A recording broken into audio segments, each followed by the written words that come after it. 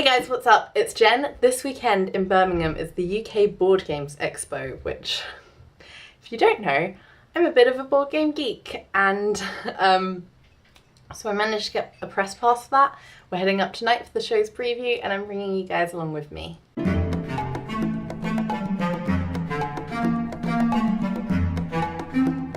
Hey guys, so I've just got to Birmingham. I've picked up my press pass. I am very hyped that I have an official press pass. I've got about half an hour till the press event starts, so I might head somewhere for a drink. I don't really know.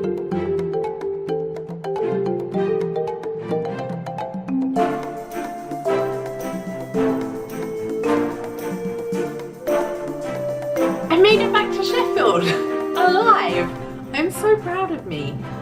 Anyway, I got super overwhelmed. It's been like the first conference I've been to in years, the first one I've been to alone. So filming felt a bit strange, but I just spoke to some amazing people, got some footage of their really cool games, and I made some notes. So I thought I'd take you through the highlights. So there were a lot of games that are like either expansion packs or new versions of old favourites of mine. So the big one that I wanted to have a look at was Ticket to Ride New York. Ticket to Ride is a big family favourite. My mum has been tweeting me all day to remind me to go and find Ticket to Ride New York. And this version of the game is on a much smaller version of the map. Obviously it's just one city as opposed to a whole country or a continent as we've seen in previous Ticket to Ride incarnations, and because of that it's a much quicker game. It takes about 10 to 15 minutes, but it looks really cool. It's all the same rules we know, so it's just this much quicker, more niche version of the game. And that brings us on to an expansion pack of Seven Wonders. Seven Wonders Armada, which is boat themed. There's little boat pieces that you can move along in the different ages. It's really cute. There's also now like a kind of naval military effect into it. So along with the old military pieces that you have to count up in the conflict part of the scoring, there's also the naval side. He didn't actually say naval, but that's what I'm calling it in my head. Extra cards can be played, and it's also been designed to play along with every single one of the expansion packs, as well along with the current one. So, not the current one, the original. So that looks really fun. There are also some brand new games being shown at today's preview, which looked amazing, and I can't wait for them to come out. One being Witless Wizards, which is a new card game, focusing around wizards. Really old wizards that used to be like the top of their game, but now they're so old they've forgotten it, and like the cards you're playing are meant to like help them remember, but there's also like some attack element. It looks really cool. The artwork looks so fun, and yeah, this is a game I'm really going to be on the lookout for. It seems like one that me and my brother will play a lot.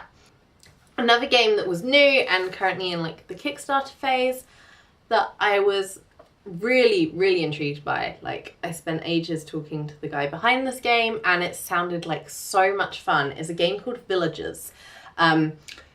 It's such a unique game, but it has like parts that feel really reminiscent of a lot of favourites. So in my notes it just says Dominion meets Seven Wonders meets Alhambra meets Sushi Go, which I think is why it's so unique, because all of those games are so different, and it takes a little bit of element from each of them. So I'd say the Dominion element is definitely the theming of the game. You've got like villagers and stuff happening. You're building up a village, but the gameplay is completely different to Dominion. You've got the kind of draft effect of Sushi Go and Seven Wonders in there.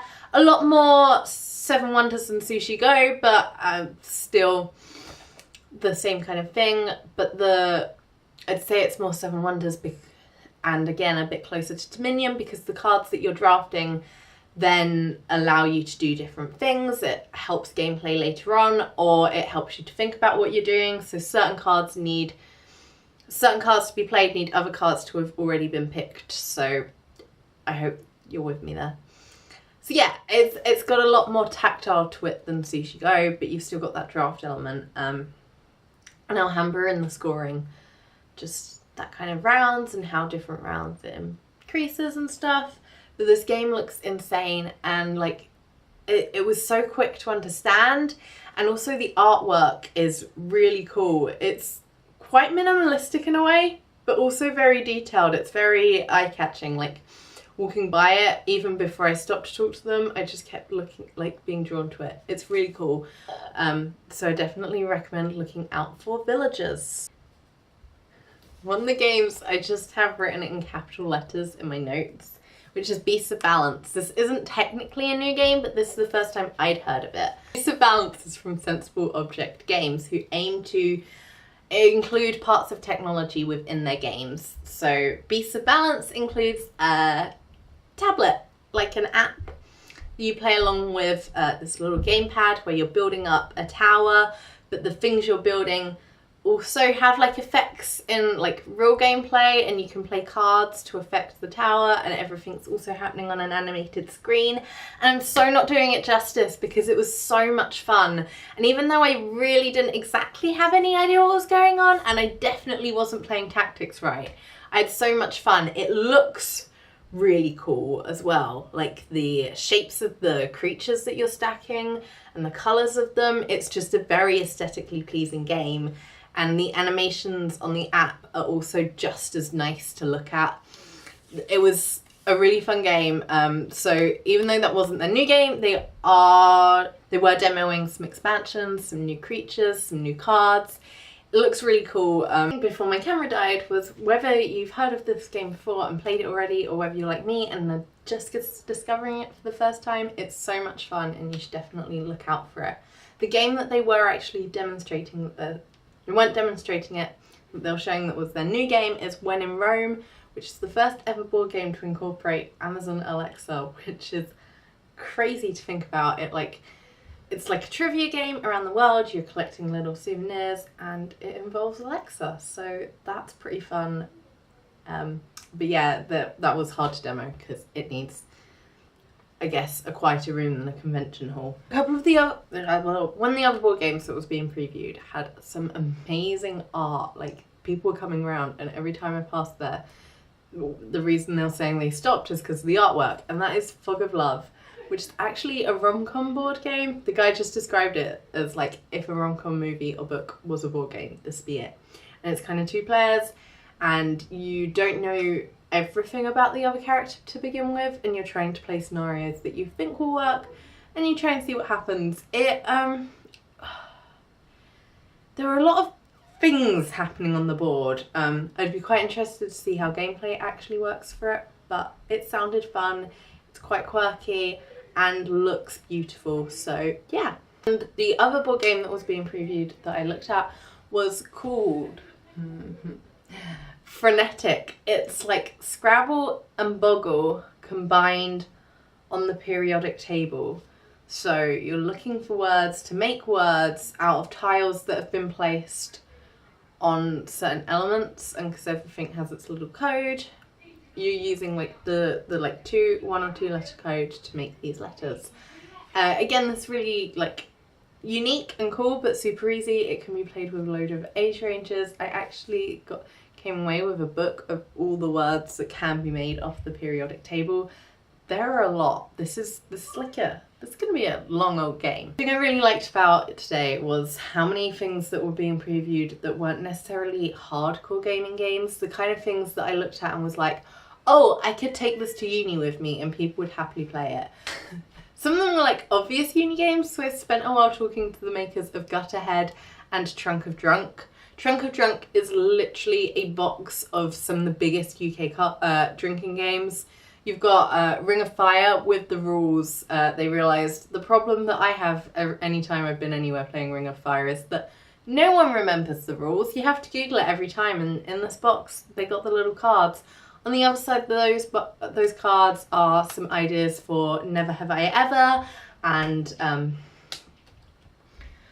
it's gonna come back to me, and like Most Likely To's. There's a beer pong set. It's just a box full of anything that you're gonna need for Freshers Week, basically. And Gutterhead is Pictionary meets Cards Against Humanity. You can do the rest. Again, really easy. The kind of things that like you could play in any social gathering, really. That kind of line was also cat action.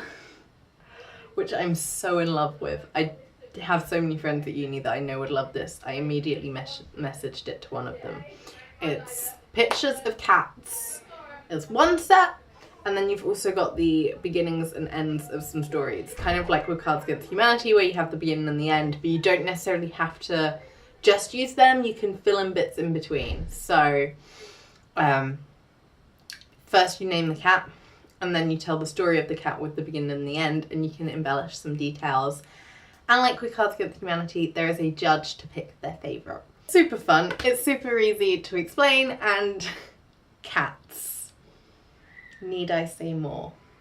And the other table that had kind of similar things to this, where I was like, oh, my uni friends would love this, was Big Potato Games, who were showing clickbait and weird things people search. Clickbait is a game where you're giving like a picture of something. So the one they demoed with me was hot dog flavoured lip balm or something like that. Hot dog chapstick.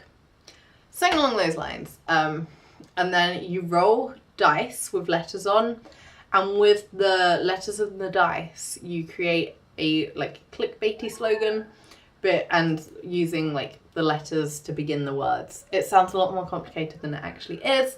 The women at the table were like, a few wines in and this is hilarious, and it genuinely would be. Yeah. And the other game they had was Weird Things People Search, and you know, like those celebrity interviews where they'll like have a Google search and it's the most searched things with their name and they have to strip it off.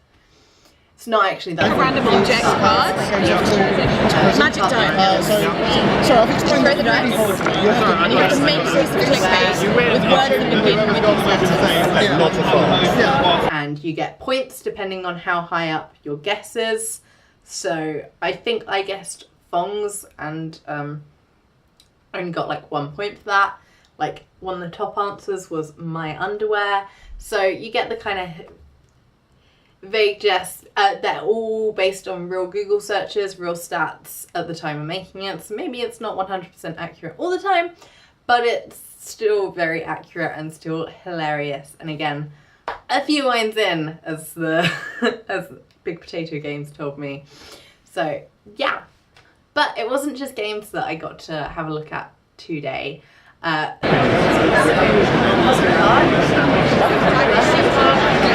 Escape room, which is such a weird concept now I say it out loud, but seeing the cards, it works. You've got like clues in this card, and then whoever the card is to, they like have to figure it out. They can go online, type in the answer and see if they got it right.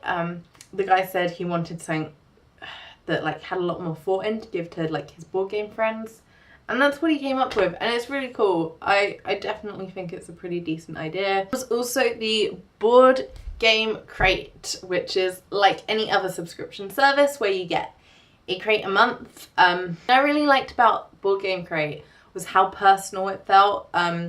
They link your subscription to your Board Game Geek account, your online library, your online wish list, and they compare it to the games that they are buying and get you the most relevant games to you, whether that's based on the mechanics of games that you usually play, based on things that are on your wish list. They try and set you up with the games that you want to actually play. They make sure that the value of the games that they're sending, the value of the crate, is higher than what you've paid, so that you are actually getting like value for money. So they were showing me what they'd sent in their last free subscriptions, which free month subscription is £99, and altogether it totaled about 172 on like street value.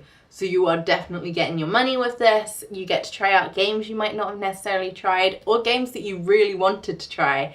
It looks super cool, and it's like a kind of high investment, but the amount you're getting out of it definitely equates to what you'd get in return. So I will leave links to everyone that I've spoken about in the comments down below, whether that's to Twitters, websites, whatever, Kickstarters, they'll all be down there. If something has piqued your interest, check it out, go show them my love, tell them I sent you, and yeah, have fun. If you've enjoyed this video, give it a thumbs up, and leave me a comment down below what your favourite tabletop game is, because